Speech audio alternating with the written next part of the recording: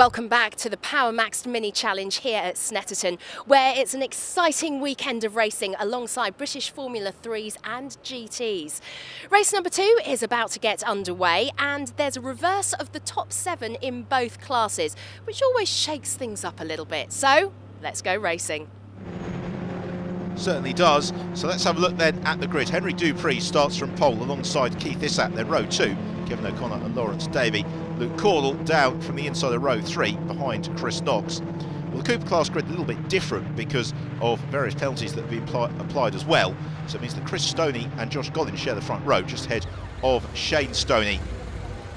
Henry Dupree enjoying the glamour of being a mini challenge pole sitter. Chris Knox and Luke Cordell a little bit further back, all of their focus entirely on the task ahead. As the boards are shown to the drivers, away we go.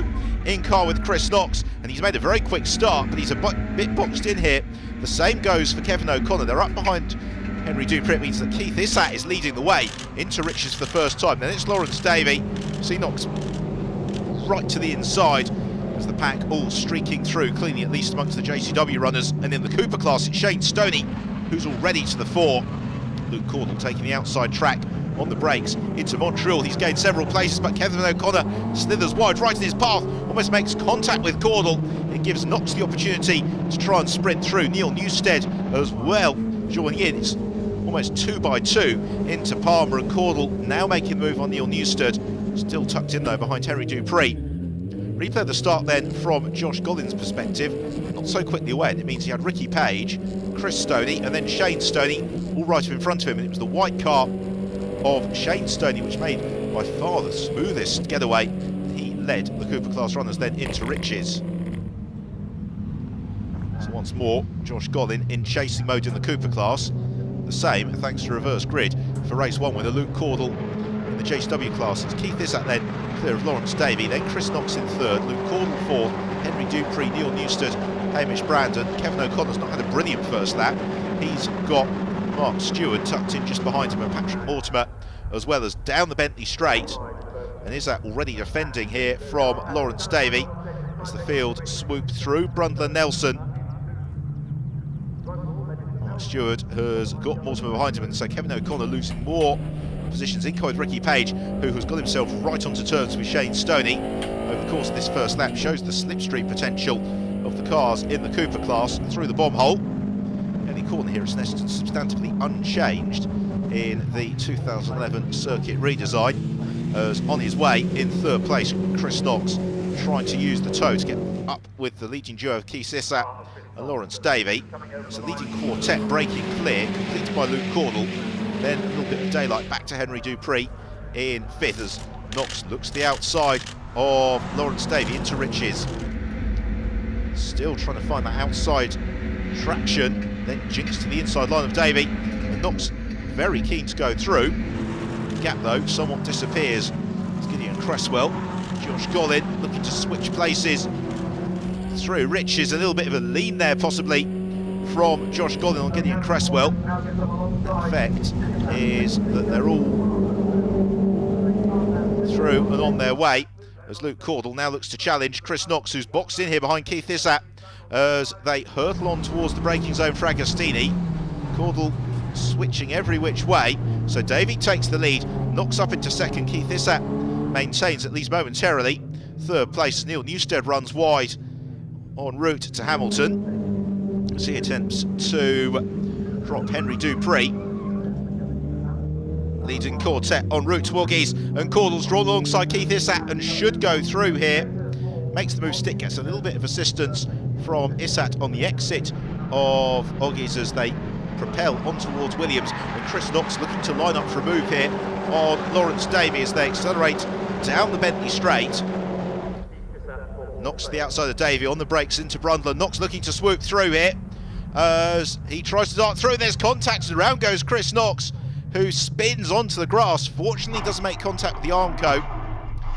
In car with Knox, it was just a tiny hint of contact, but given the high-speed change of direction, it was enough to unsettle the car. There caused Knox all sorts of problems. So that then releases Luke Cordell to challenge Lawrence Davey. It releases Neil Newstead to try and chase down Luke Cordell. Keith Issat slipping to 4th. He has got Henry Dupree and Hamish Brandon lining up behind him to take their turn to look to challenge. Across the line, Caudle ready in the slipstream behind leader Davey. Lawrence Davey, though, looking to do much as Luke Caudle in race 1, which is stick to the racing line. The fact that the cars in the mini challenge, to all intents and purposes, absolutely identical. Therefore, it comes down to drivers' racecraft about whether or not they can find a way through. What that means, though, is that as Caudle's charge is slowed, Neil Newstead can get onto terms with him immediately. In the Cooper class, Shane Stoney leads from Ricky Page and William Phillips. Then Josh Gollin heads the next group with Gideon Cresswell, Chris Stoney, Matt Hammond, all part of that group. There's the white and green car of Hammond. The gap back to Simon Walton as well. Cresswell looking to really apply the pressure to Gollin, who's not having the weekend unfolding as he would have liked. Leading quartet arrive into Hamilton.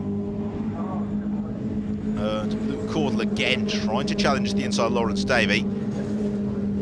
Davey, though, needs to get the perfect exit here out of Oggies, and the same for Williams to ensure that Caudle can't power past along the Bentley straight. Just a single turn of the wheel then from Caudle through Williams. He carries the momentum, he's in the slipstream. It's Lawrence Davey who punches the hole through the air as Martin Poole drops out of the race. The leading trio have no change in the order, but are arguably as close as they've ever been. They have now got Henry Dupree and Hamish Brandon looking to join into that queue as the recovering Chris Knox is up behind Patrick Mortimer.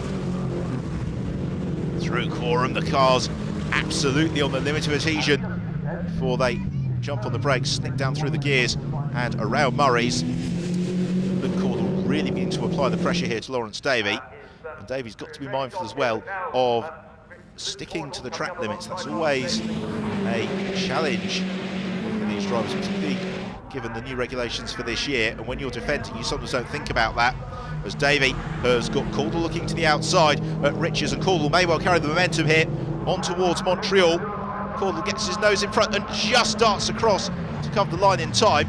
Neil Newstead looks to the outside of Davey as they're 3 wide midway through Montreal, and Davey somehow would appear to have reclaimed the lead, but he may not hold on because it's Caudle who has the inside advantage into Palmer, and they're helped there by the waves yellow flag for Martin Poole, so that gives Caudle momentary respite before Lawrence Davey can take his turn to challenging him once more. The all Constantine are up on the brakes through Agostini. Caudle then picks up the throttle on the exit, accelerates on towards the left-hander at Hamilton. It's Gideon Cresswell and Josh Gollin continue their battle in the Cooper class. Appears to have possibly got a little bit robust, given that some of those cars are sporting some damage. Nonetheless, they're still all running. It's still as close as it ever was. And Hammond decides that maybe now is his opportunity to begin to pick himself up through the order, so he darts to the inside of Chris Stoney at Montreal. A pair of them still working the slipstream to try and get back onto terms with Gideon Cresswell. Cresswell doesn't really make friends with the apex at Palmer. On past the back of the Tyrrell's restaurant towards Agostini. Very slight downhill braking zone for Agostini. No opportunity to move through, but you can see Cresswell's car squirming on the brakes as he runs out a little bit wide, and that potentially gives Gollin the opportunity to start through. Indeed it does, so Josh Gollin moves back into 4th in the Cooper class, because 3 cars battling for the podium positions, Shane Stoney, William Phillips and Ricky Page, are long gone as Cresswell bumps and bores across the grass on the exit of Hamilton, hoping it will give him any sort of advantage. Oh, and he then makes contact with Matt Hammond. Hammond just a little bit late on the brakes into Oggies, and suddenly Chris Stoney comes back into the mix. There is Mini Cooper trim all over the place. Built strong stuff, these Cooper class cars. Therefore, everybody continuing without too much diminishing of pace. Here is the class leader, Shane Stoney, and like Luke Caudle, looking to do the double at Snetterton. As in the background, Simon Walton has a little bit of a moment. He appears to have a gear and goes back on his way. As Cresswell chasing Gollin through Coram Curve. The pair of them would appear to have dropped a little bit. Chris Stoney and Matt Hammond, both of them making sure that they get around Murray's nice and smoothly. More importantly, carry the exit along the centre straight. Race lead though, Luke Cordell has broken a long way clear of Lawrence Davey, but Davey's been given a 5-second penalty for track limits infringements. That's going to push him down the order as Grace Williams recovers from a spin right into the path of race leader Luke Cordell, who comes up now towards the checkered flag, and Cordell takes the flag and does the double at Snetterton in front of the F3 GT crowd. Oh, and more problems on the very last lap of the race, and it's Adrian Norman and Simon Walton who have a spin, as across the line for second place is Henry Dupree. Third goes to Neil Newstead after that penalty for Lawrence Davey, which sees him dropping down into fifth. The Cooper class, Shane Stoney once more dominant and victorious. He takes both victories at Snetterton. Gideon Cresswell heads the queue across the line. Let's have a look then at the results, with Luke Cordell victorious from Henry Dupree and Neil Newstead. Hamish Brandon a good fourth, Lawrence Davey demoted to fifth, ahead of the recovering Chris Knox, who made it home in sixth. In the Cooper class, Shane Stoney winning it from William Phillips and Ricky Page. Unfortunately, Gideon Cresswell disqualified for dangerous driving, so he drops out the results, promoting Chris Stoney and Josh Gollin. So large round of applause for 6 happy drivers on top of the Powermax Mini Challenge podium at Snetterton.